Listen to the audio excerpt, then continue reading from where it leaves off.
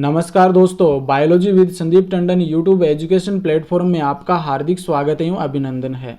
पिछले वीडियो में हमने एम्ब्रियोलॉजी का एक महत्वपूर्ण टॉपिक स्ट्रक्चर ऑफ ओवम यानी अंडाणु की संरचना के विषय में डिटेल से अध्ययन किया था।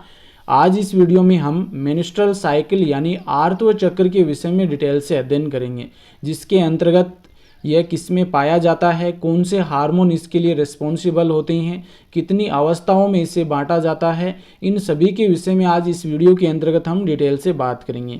यह वीडियो 12th क्लास के बायोलॉजी के स्टूडेंट के लिए बहुत ही महत्वपूर्ण है।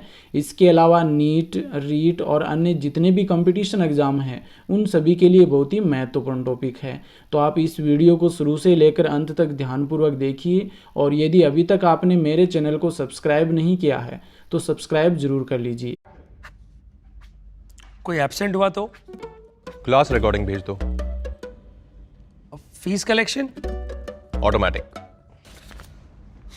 मार्केटिंग कैसे करेंगे? टीचमेंट वेबसाइट बना के देगा ना। टीचमेंट? अब पूरे इंडिया को मैथ्स पढ़ाओ सर।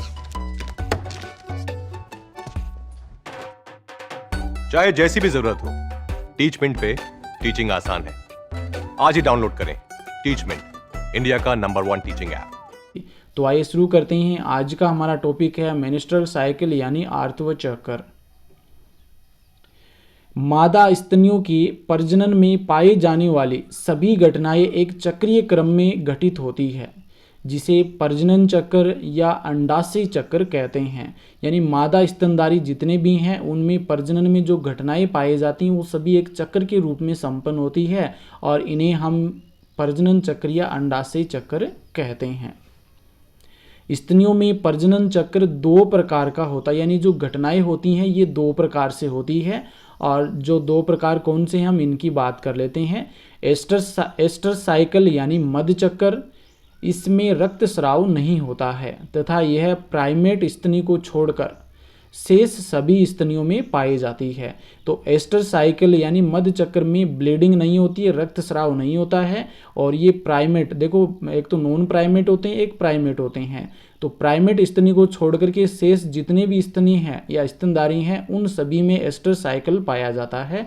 जैसे एग्जाम्पल यहाँ पर हम देख सकते हैं, कुत्ते, गाय, भैंस, इन सभी में एस्टर साइकिल पाया जाता है, इनमें ब्लीडिंग नहीं होती है। नेक्स्ट जो दूसरा साइकिल आता है वो है मेंस्ट्रुअल साइकिल यानी आर्तव चक्र, जिसके विषय में हमें डिटेल से आज इस वीडियो के अंतर्गत देखना है।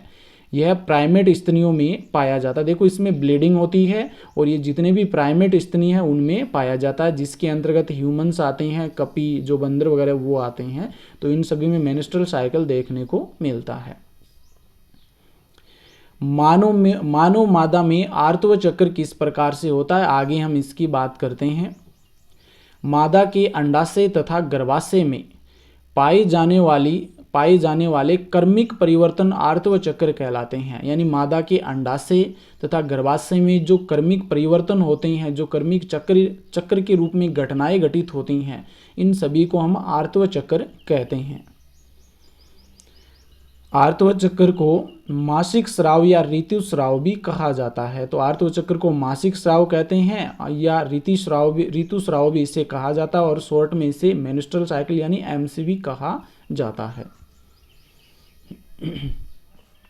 मासिक चक्र पूर्णतः हार्मोनल प्रक्रिया है जो मादाओं में 12 से 14 वर्ष में प्रारंभ होकर 40 से 50 वर्ष की आयु तक होती है।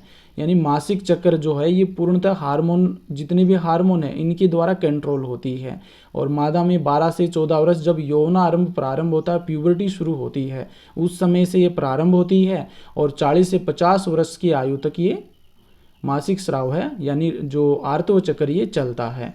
और इसी कारण मादाओं में 12 से 14 वर्ष से लेकर 40 से 50 वर्ष तक की आयु जनन आयु या सेक्स एज कहलाती है।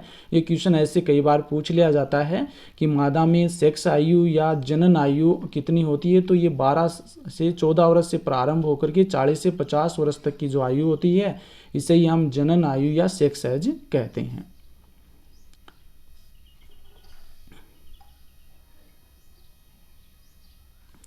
मादाओं में पहला मासिक चक्कर 12 से 14 वर्ष की आयु में प्रारंभ होता है, यानी 12 से 14 वर्ष की आयु मादाओं में क्या होता है, यौनारंभ या प्यूबर्टी शुरू होती है और उसी के साथ में पहला मासिक चक्कर शुरू होता है, जिसे रज्जो दर्शन या मीनार्च कहते हैं। बहुत ही इंपॉर्टेंट क्वेश्चन है ये, कई बार पूछ लिया जाता है कि मादाओं में सबसे पहले जो मासिक चक्कर आता है उसे हम क्या कहते हैं, इसे रज्जो दर्शन या मीनार्च कहते हैं। मादाओं का अंतिम मासिक चक्कर 40 से 50 वर्ष की आयु में होता है। तो सामान्यतः वर्तमान में क्या होता है, खाना वगैरह या फिलहाल ऐसे ही वातावरण की वजह से क्या होता है, ये 40-50 वर्ष की जो उम्र दे रखी है यहाँ पर 35 वर्ष में भी क्या हो जाता है, मासिक चक्कर लगभग बंद हो जाते हैं। मादाओं का अंतिम मासिक चक्कर 40 से 50 वर्ष की आयु में होता है, जिसे रज्जो निवृत्ति या मेनोपॉज कहा जाता है। ये भी बहुत महत्वपूर्ण है, ये कई बार पूछ लिया जाता है कि मादाओं में जो अंतिम मासिक चक्कर होता है उसे क्या कहते हैं, तो उसे रज्जो निवृत्ति या मेनोपॉज कहा जाता है। स्त्रियों में मासिक चक्कर औसतन 28 दिन का होता है, तो ये 28 दिन में रिपीट होता रहता है, तो स्त्रियों में मासिक चक्कर है वो लगभग 28 दिन का होता है। आर्तव चक्र को निम्न अवस्थाओं में बांटा जाता है। तो आर्तव चक्र की पूरी जो प्रक्रिया है इसे हम निम्न अवस्थाओं में बांटते हैं, जिसमें पहला आता है, पहली अवस्था आती है आर्तव चक्र यानी मेंस्ट्रुअल साइकिल, और इसमें क्या होती है, पहली अवस्था में ब्लीडिंग वगैरह होती है, जो क्षतिग्रस्त ऊतक होते हैं वो योनि द्वार के माध्यम से बाहर निकलते हैं। आगे हम इनकी डिटेल से बात करेंगे। दूसरी आती है पुटकीय प्रावस्था या फॉलिकुलर फेज, इसमें जो पुटक हैं फॉलिकुलर हैं वो ग्रोथ करते हैं। थर्ड प्रावस्था आती है अंडोत्सर्ग प्रावस्था यानी ओवुलेटरी फेज, इसमें अंडोत्सर्ग की क्रिया होती है, जो अंडाणु होता है ये अंडाशय से बाहर निकलता है। और फोर्थ जो अंतिम प्रावस्था आती है इसे हम कहते हैं पश्च अंडोत्सर्ग प्रावस्था या पोस्ट ओवुलेटरी फेज। अंडोत्सर्ग होने के बाद में जो क्रिया होती है उसे हम पश्च अंडोत्सर्ग प्रावस्था कहते हैं, इसमें कार्पस ल्यूटियम आदि का निर्माण होता है। सर्वप्रथम मेंस्ट्रुअल साइकिल की विभिन्न प्रावस्थाओं को एक डायग्राम के द्वारा समझने का प्रयास करते हैं। इसमें सबसे पहली प्रावस्था आती है मेंस्ट्रुअल फेज। मेंस्ट्रुअल फेज का जो समय होता है ये 1 से 5 दिन के समथिंग रहती है, और इसमें ब्लीडिंग होती है यानी रक्तस्राव होता है, जिसमें गर्भाशय की एंडोमेट्रियम और अन्य जो क्षतिग्रस्त ऊतक हैं वो रक्तस्राव के माध्यम से योनि द्वार से होते हुए बाहर निकल आते हैं। इसके बाद में दूसरी प्रावस्था आती है फॉलिकुलर फेज यानी पुटकीय प्रावस्था। ये लगभग 6 से 13 दिन तक होता है इसका समय, और इसमें देखो यहाँ पर अंडाशय उसमें एक छोटी सी आपको फॉलिकुलर नजर आ रही होगी। इसमें फॉलिकल्स होते हैं, ये ग्रोथ करते हैं और ग्रोथ करके परिपक्व फॉलिकल्स में बदल जाते हैं, ग्राफियन फॉलिकल्स में बदल जाते हैं। इसके बाद में क्या होता है, लगभग 14वें दिन क्या होती है, ओवुलेटरी फेज यानी ओवुलेशन फेज शुरू हो जाती है, और इसमें अंडोत्सर्ग की क्रिया होती है, ओवुलेशन की क्रिया होती है। यहाँ पर देखो आपको फेलिपियन जो ट्यूब है उसमें अंडाणु नजर आ रहा है। तो 14वें दिन क्या हो जाता है, मेंस्ट्रुअल साइकिल के 14वें दिन ओवुलेशन होता है और अंडोत्सर्ग की क्रिया होती है।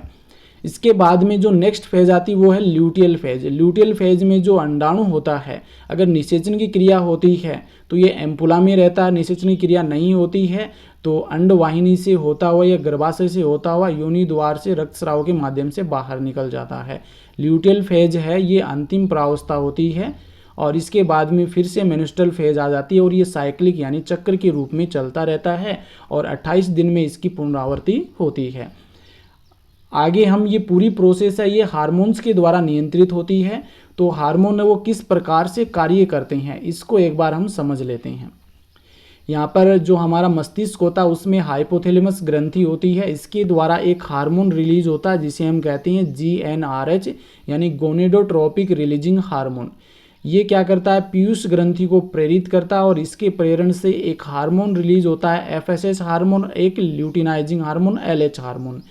शुरुआत में क्या होता है, पहले FSH हार्मोन ये अधिक मात्रा में रिलीज होता है, और इसके कारण से जो अंडाशय की कोर्टिकल वाले भाग में बहुत सारी फॉलिकल्स पड़ी रहती हैं, वो फॉलिकल्स ग्रोथ करके लगातार ग्रोथ करती हैं। पहले प्राइमरी फॉलिकल, फिर सेकेंडरी फॉलिकल, और फिर टर्सरी फॉलिकल, और फिर ग्राफियन फॉलिकल, यानी फॉलिकल्स होते हैं वो परिपक्व फॉलिकल्स में बदल जाती हैं।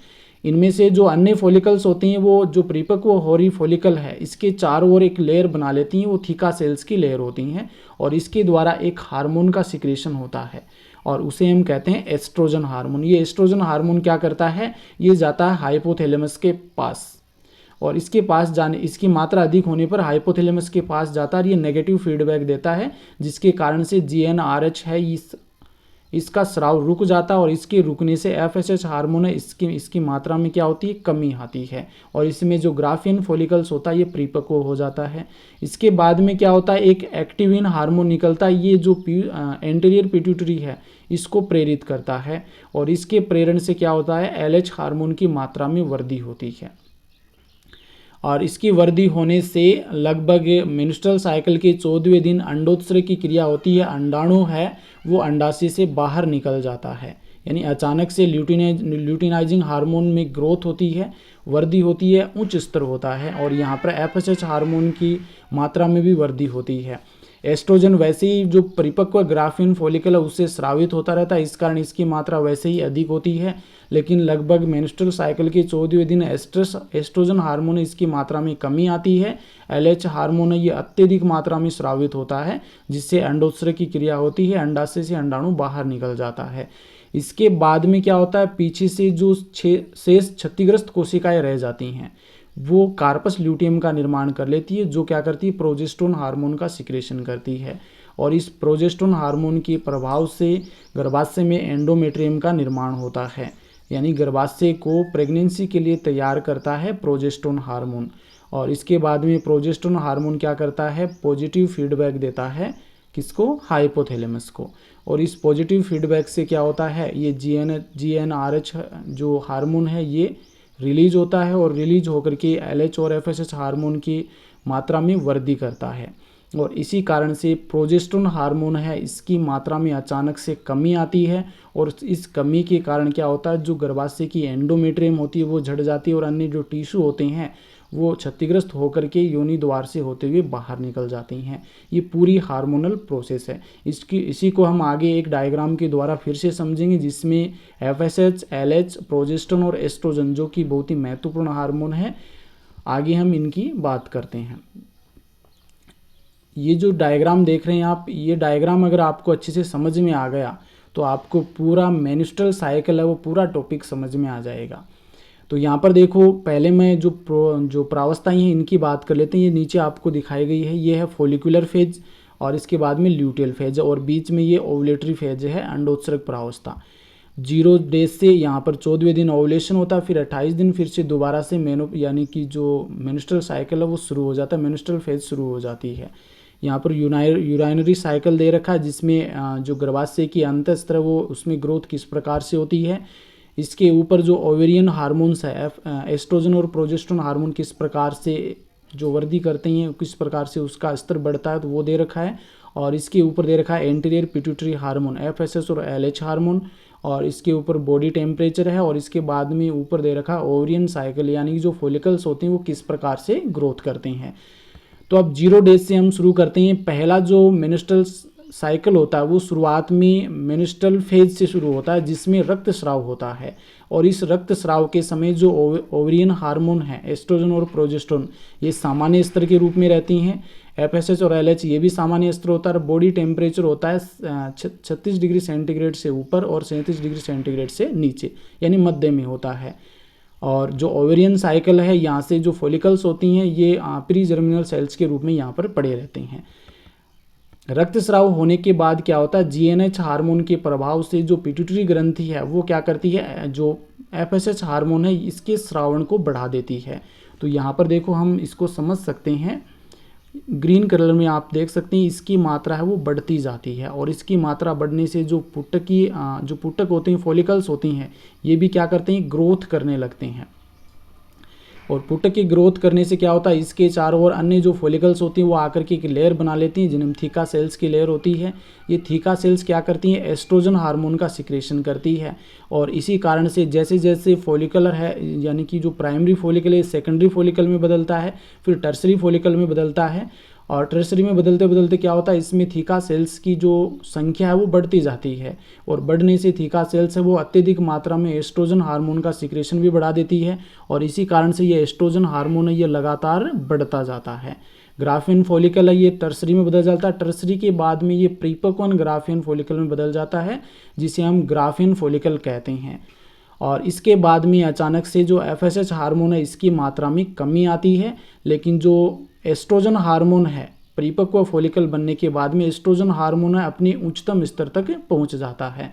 और इसके बाद में क्या होता है कि जो जीएनआरएच हार्मोन है इसके प्रभाव से पिट्यूटरी ग्रंथि एलएच हार्मोन की सिक्रेशन को बढ़ा देती है और अचानक से एलएच हार्मोन का सिक्रेशन बढ़ जाता है और इसे कहते हैं हम एलएच सर्ज कहते हैं। और इसके प्रभाव से क्या होता है एस्ट्रोजन हार्मोन जैसे क्या होता है ओवुलेशन होता है और अचानक से एस्ट्रोजन हार्मोन के सिक्रेशन यानी स्तर में कमी आ जाती है, जो कि आप यहाँ पर देख सकते हैं। तो जो एलएच सर्च होता है यानी एलएच ल्यूटिनाइजिंग हार्मोन की अचानक से मात्रा बढ़ जाने के कारण ओवुलेशन की क्रिया होती है। तो एलएच हार्मोन है ये ओवुलेशन यानी अंडोत्सर्ग की क्रिया के लिए रिस्पॉन्सिबल होता है। परिपक्वन जो ग्राफियन फॉलिकल है इससे अंडोत्सर्ग की क्रिया होती है एलएच हार्मोन की अत्यधिक मात्रा हो जाने के कारण। फिर अंडोत्सर्ग हो जाने के कारण यहाँ पर आप टेम्परेचर भी देख सकते हैं कि टेम्परेचर 37 डिग्री सेंटीग्रेड तक पहुँच जाता है। अंडोत्सर्ग की क्रिया हो जाने के बाद में एलएच हार्मोन की मात्रा में कमी आती है और पीछे जो अंडोत्सर्ग के बाद में जो शेष कोशिकाएं रह जाती हैं, अंडाणु तो निकल करके अंडवाहिनी में चला जाता है, पीछे जो शेष कोशिकाएं रह जाती हैं ये मिलकर के एक ग्रंथिल पीली संरचना का निर्माण करते हैं जिसे कार्पस ल्यूटियम कहा जाता है। और ये कार्पस ल्यूटियम क्या करता है धीरे धीरे प्रोजेस्टेरोन हार्मोन का सिक्रेशन करना शुरू कर देता है। और यहाँ पर देख सकते हैं एफएसएच हार्मोन में कमी आने लगती है, एलएच हार्मोन में भी कमी आने लगती है। और यहाँ पर जो एस्ट्रोजन हार्मोन है ये वैसे ही कम हो जाता है पहले से, लेकिन जैसे कार्पस ल्यूटियम बनता है, कार्पस ल्यूटियम क्या करता है एस्ट्रोजन का हार्मोन का कम स्रावण करता है जबकि प्रोजेस्टेरोन का स्रावण अत्यधिक मात्रा में करता है। और इस प्रोजेस्टेरोन हार्मोन का स्रावण बढ़ने से देखो यहाँ पर आप इस डायग्राम में देख सकते हैं ये हार्मोन क्या करता है, इसे हम प्रेगनेंसी हार्मोन भी कहते हैं। ये हार्मोन जाता है यूटेरस के पास में और यूटेरस में एंडोमेट्रियम जिसे हम अंतःस्त्र कहते हैं गर्भाशय का, उस स्तर का निर्माण करना शुरू कर देता है। फिर क्या होता है ये कार्पस ल्यूटियम है अगर निषेचन की क्रिया होती है तब तो कार्पस ल्यूटियम ऐसा कैसा बना रहता है, अगर निषेचन की क्रिया नहीं होती है तो कार्पस ल्यूटियम है ये धीरे धीरे हासित होता हुआ कार्पस एल्बिकेंस में बदल जाता है। और इसी कारण से कार्पस एल्बिकेंस में बदलते ही प्रोजेस्टेरोन हार्मोन में अचानक से इसकी मात्रा में कमी आती है और कमी आने के कारण क्या होता है गर्भाशय की जो अंतःस्त्र होता है एंडोमेट्रियम होती है वो झड़ जाती है और अन्य टिश्यू वो क्षतिग्रस्त होकर के जो रक्त केशिकाएं हैं इनके साथ में ब्लड स्राव होता है, रक्त स्राव है वो योनि द्वार से होता हुआ बाहर निकल जाता है और फिर से जो मेंस्ट्रुअल फेज है वो शुरू हो जाती है। एक बार इसको भी हम यहाँ पर देख लेते हैं। शुरुआत में देखो ब्लीडिंग होती है, रक्त स्राव होता है, उस समय देखो सभी हार्मोन से सामान्य अवस्था में होते हैं। इसके बाद में धीरे धीरे क्या होता है एफएसएच हार्मोन है ये वृद्धि करता है, इसकी मात्रा में वृद्धि होती है, वृद्धि होने से फॉलिकल ये ग्रोथ करता है और इसके ग्रोथ करने से क्या होता है फॉलिकल के चारों ओर जो थीका सेल्स होती हैं उनके द्वारा एस्ट्रोजन का स्रावण होता है जिसके कारण एस्ट्रोजन की मात्रा बढ़ जाती है।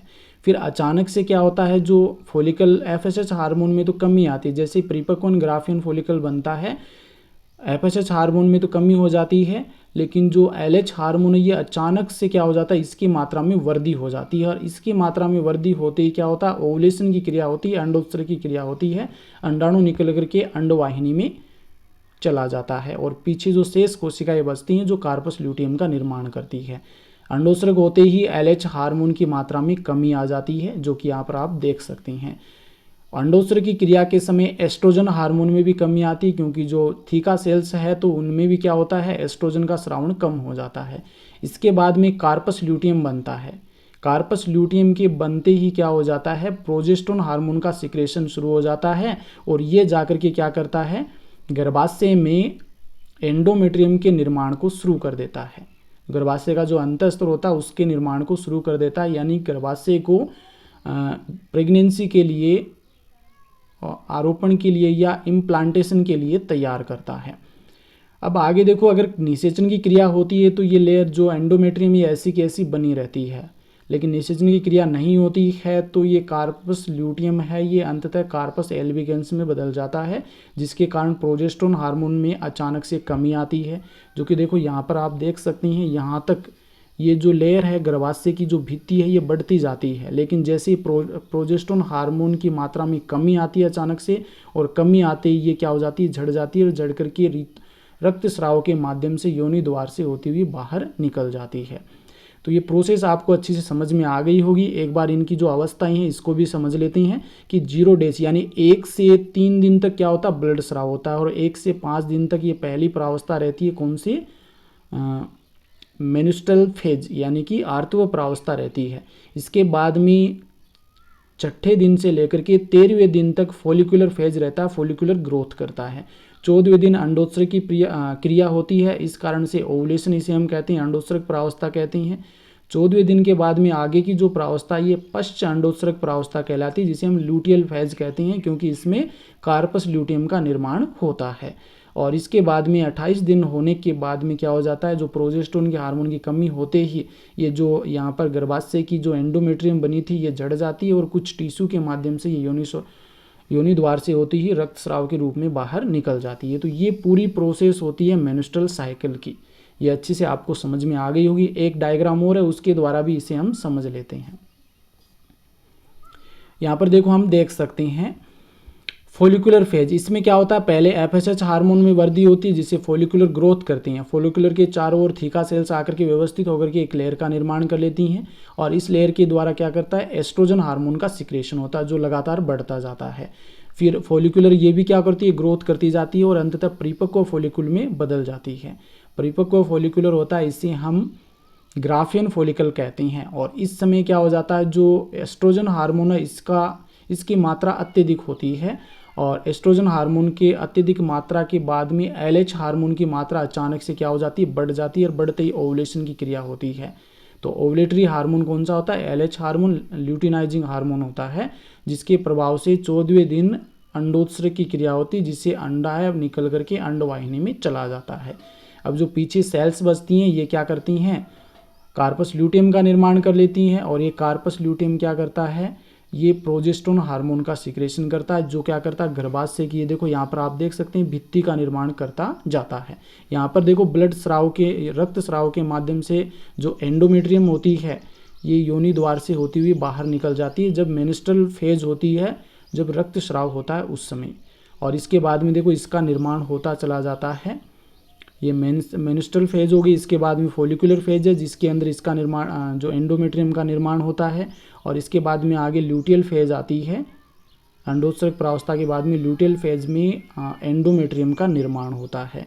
और जब कार्पस एल्बिगेंस में बदल जाने के बाद में क्या होता है, कार्पस ल्यूटियम ये प्रोजेस्टेरोन हार्मोन का सिक्रेशन कम हो जाता है, जिसके कारण फिर से क्या हो जाता है, एंडोमेट्रियम जड़ करके योनि द्वार के माध्यम से, रक्तस्राव के माध्यम से बाहर निकल जाती है, और फिर से यह चक्कर है लगातार चालू रहता है। और करीबन 28 दिन के रूप में ये लगातार परिवर्तित होता रहता है और चलता रहता है। पुनरावृत्ति होती है प्रति 28 दिन में।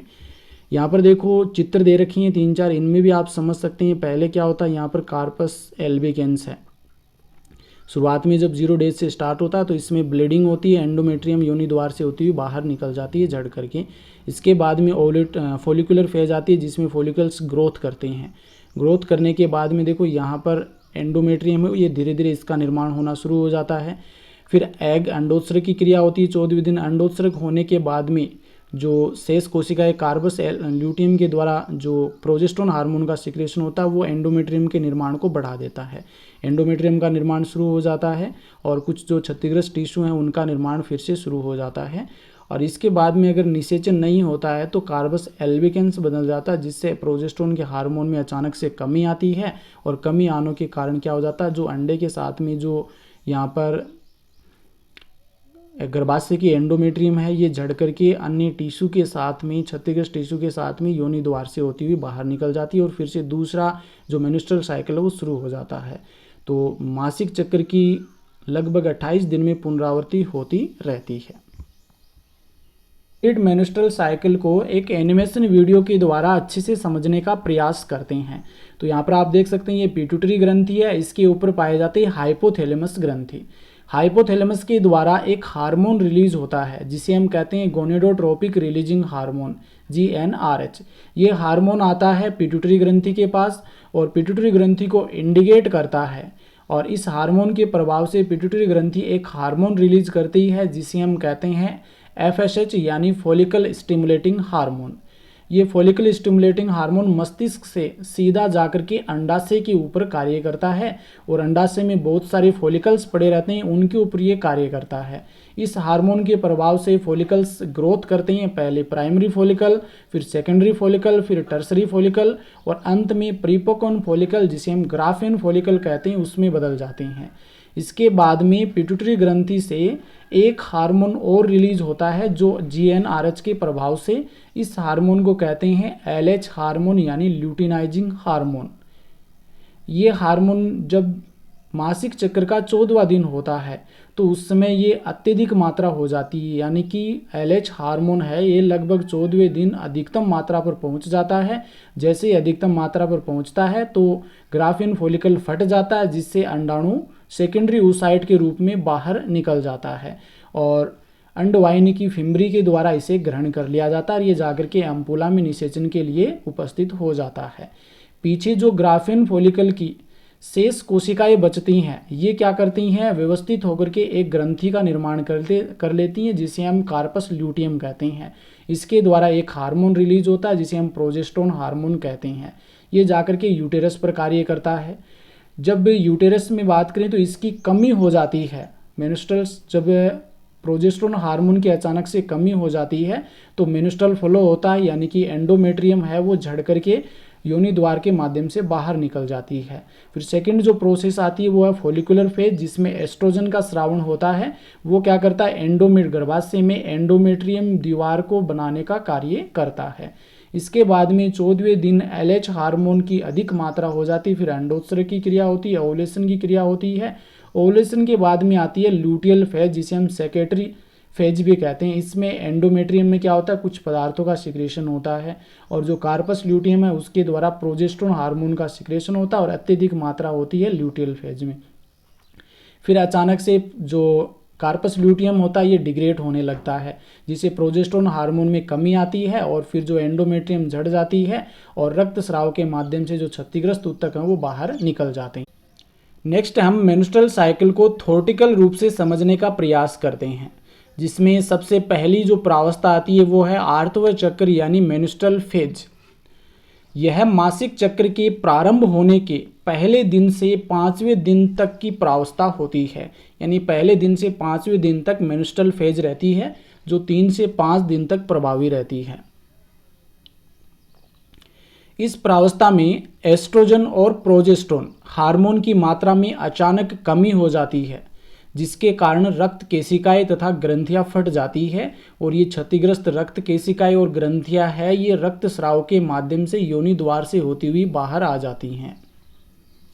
नेक्स्ट हम बात करते हैं गर्भाशय की जो एंडोमेट्रियम है उसमें 2 स्तर पाए जाते हैं। एक अस्थायी स्तर होता है जिसे स्ट्रेटम फंक्शनलिस कहते हैं और दूसरा जो स्थायी स्तर होता है उसे स्ट्रेटम बेसिलस कहते हैं। जब रक्तस्राव होता है तो उसमें स्ट्रेटम फंक्शनलिस झड़ करके और इसके साथ में कुछ क्षतिग्रस्त जो केशिकाएं होती हैं, कुछ ग्रंथियां होती हैं, कुछ ऊतक होते हैं और साथ में कुछ ब्लड होता है, ये साथ में सभी रक्तस्राव के माध्यम से योनि द्वार से होते हुए बाहर आ जाते हैं। तो यहाँ पर हम देख सकते हैं झड़ता हुआ एंडोमेट्रियम, निष्क्रिय अंडा, रक्त और क्षतिग्रस्त रक्त वाहिनियों के टुकड़े यानी जो क्षतिग्रस्त ऊतक होते हैं उनके टुकड़े योनि द्वार से होते हुए बाहर आ जाते हैं। रज्जोध्रम की अनुपस्थिति गर्भधारण का संकेत होती है, यानी जिन स्त्रियों में रज्जोध्रम यानी मेंस्ट्रुअल साइकिल नहीं आता है तो इसका मतलब वो स्त्रियां क्या हो जाती हैं, प्रेग्नेंट हो जाती हैं। लेकिन कुछ मादाएं ऐसी होती हैं जिनमें कुछ शारीरिक कारणों के कारण क्या होता है उनमें मेंस्ट्रुअल साइकिल नहीं होता, तो इसका मतलब वो ये नहीं होता कि वो गर्भधारण कर चुकी हैं। तो इसमें लगभग ऐसी स्त्रियां होती हैं जिनमें मेंस्ट्रुअल साइकिल नहीं होता, निषेचन की क्रिया संपन्न हो जाती है तो उसमें मेंस्ट्रुअल साइकिल नहीं आता है, इसका मतलब वो गर्भधारण कर चुकी होती हैं यानी कि वो प्रेग्नेंट हो चुकी होती हैं। नेक्स्ट है यह 2 मासिक चक्र के मध्य की अवस्था होती है, यानी शुरुआत में क्या होता है मेंस्ट्रुअल फेज शुरू होती है, इसके बाद में दूसरी, तीसरी, चौथी ऐसी प्रावस्था चलती है। फिर दोबारा से जब मेंस्ट्रुअल फेज आती है तो ये क्या करती है 2 मेंस्ट्रुअल साइकिल के मध्य की प्रावस्था होती है मेंस्ट्रुअल फेज, 2 मासिक चक्र के मध्य की प्रावस्था होती है।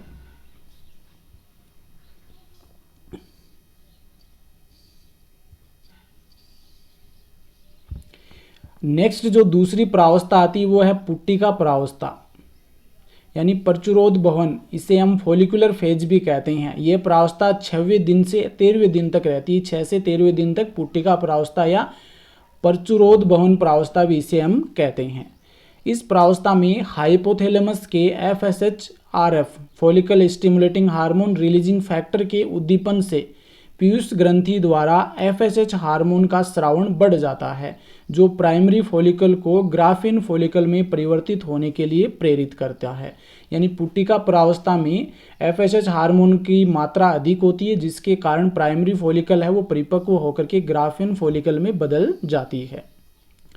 ग्राफिन फॉलिकल की फॉलिकुलर कोशिकाएं एस्ट्रोजन हार्मोन का स्रावण करती है। तो एस्ट्रोजन हार्मोन की मात्रा भी क्या होती है, इस प्रावस्था में अत्यधिक होती है, क्योंकि ग्राफिन फॉलिकल के चारों ओर जो फॉलिकुलर सेल्स होती हैं वो एस्ट्रोजन का स्रावण करती हैं।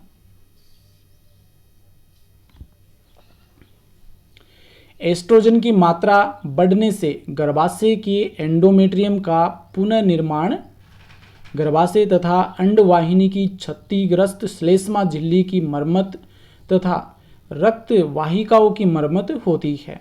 यानी जैसे ये एस्ट्रोजन की मात्रा बढ़ती है और इसके कारण से क्या होता है, गर्भाशय की जो एंडोमेट्रियम है उसका पुनर्निर्माण शुरू हो जाता है। गर्भाशय तथा अंडवाहिनी की क्षतिग्रस्त जो श्लेष्मा झिल्ली है उसकी मरम्मत शुरू हो जाती है, रक्त वाहिनियों की मरम्मत शुरू हो जाती है। तो ये कार्य एस्ट्रोजन के प्रभाव के कारण होते हैं। इस प्रावस्था में प्रोजेस्टेरोन का स्तर निम्न तथा एस्ट्रोजन का स्तर उच्च होता है। यह प्रावस्था आर्तव चक्र के बाद तथा अंडोत्सर्ग प्रावस्था से पहले होती है। यानी आर्तव चक्र के बाद होती है और अंडोत्सर्ग से पहले होती है। इस कारण इसे पश्च आर्तव चक्र या पूर्व अंडोत्सर्ग प्रावस्था भी कहते हैं। LH हार्मोन 13वें दिन एकदम से बढ़ जाता है। तो ये आगे जब ओव्यूलेटरी फेज है उसमें हम बात करेंगे कि LH हार्मोन जैसे ही 13वां दिन आता है तो उसमें अचानक से बढ़ जाता है और फिर 14वें दिन क्या हो जाती है, अंडोत्सर्ग की क्रिया हो जाती है। नेक्स्ट जो प्रावस्था आती है वो है अंडोत्सर्ग प्रावस्था यानी ओव्यूलेटरी फेज।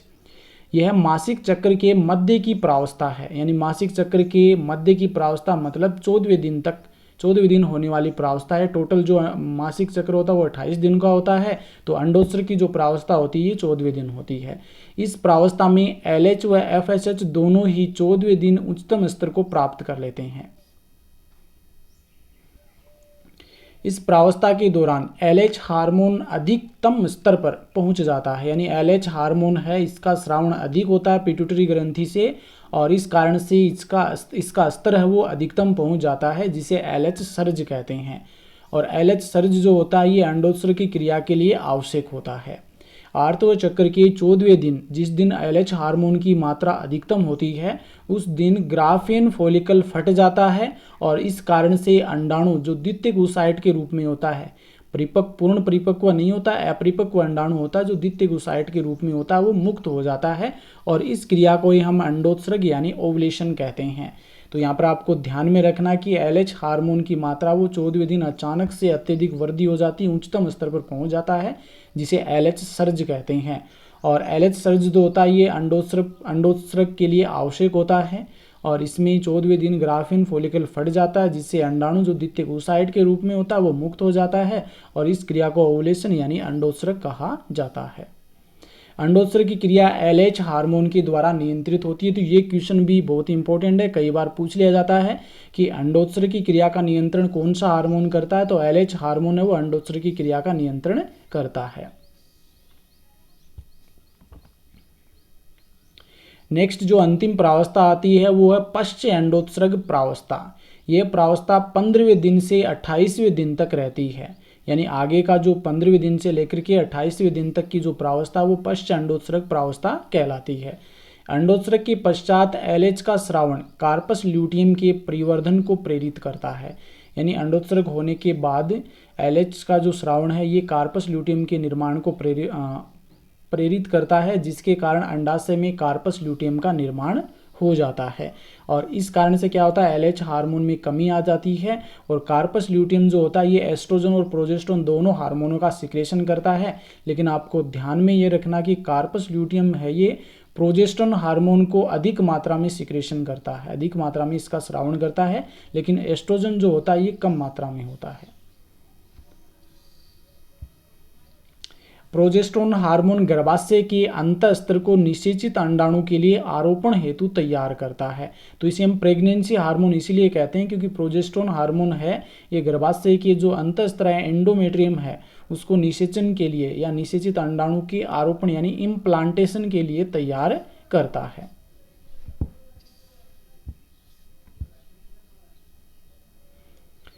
प्रोजेस्टेरोन हार्मोन गर्भाशय के अंतःस्त्र को बनाए रखता है तथा जिसमें अंतःस्त्र का मोटा होना, ग्लाइकोजन का संग्रह करना, उत्तक द्रव्य की मात्रा में वृद्धि करना आदि कार्य है वो इस प्रोजेस्टेरोन हार्मोन के द्वारा किए जाते हैं। यानी इस हार्मोन के कारण ही गर्भाशय के अंतःस्त्र में वृद्धि होती है, अंतःस्त्र मोटा हो जाता है, एंडोमेट्रियम मोटा हो जाता है और इस एंडोमेट्रियम में ग्लाइकोजन का संग्रह हो जाता है। देखो ग्लाइकोजन क्या होता है, एक फूड होता है जो कि जब अंडाणु है यहाँ पर आरोपित होगा तो उस अंडाणु को पोषण प्रदान है वो इस ग्लाइकोजन के माध्यम से, इस ग्लाइकोजन के द्वारा ही मिलता है। यदि निषेचन की क्रिया होती है तो कार्पस ल्यूटियम बना रहता है, या निषेचन की क्रिया होती है तो कार्पस ल्यूटियम वैसा का वैसा बना रहता है। और यदि निषेचन की क्रिया नहीं होती है तो कार्पस ल्यूटियम है ये विघटित होकर के एक श्वेत संरचना कार्पस एल्बिकेंस में बदल जाता है। तो यहाँ पर आपको ध्यान में रखना, निषेचन की क्रिया होती है तो कार्पस ल्यूटियम वैसा का वैसा बना रहता है, लगातार प्रोजेस्टेरोन हार्मोन सीक्रेट होता रहता है। निषेचन नहीं होता है तो कार्पस ल्यूटियम विघटित होकर के कार्पस एल्बिकेंस में परिवर्तित हो जाता है और इस कारण से विकसित एवं मोटा जो अंतःस्त्र होता है वो हासित हो जाता है, जो गर्भाशय की एंडोमेट्रियम होती है वो हासित हो जाती है और अगला आर्तव चक्र पुनः प्रारंभ हो जाता है, यानी ब्लीडिंग फिर से शुरू हो जाती है और इस प्रकार से मेंस्ट्रुअल साइकिल आपका कंप्लीट होता है। यदि आपको यह टॉपिक अच्छा लगा है, अच्छे से समझ में आया है तो आप इस वीडियो को लाइक कीजिए, अधिक से अधिक शेयर कीजिए और मेरे चैनल को सब्सक्राइब कीजिए। धन्यवाद।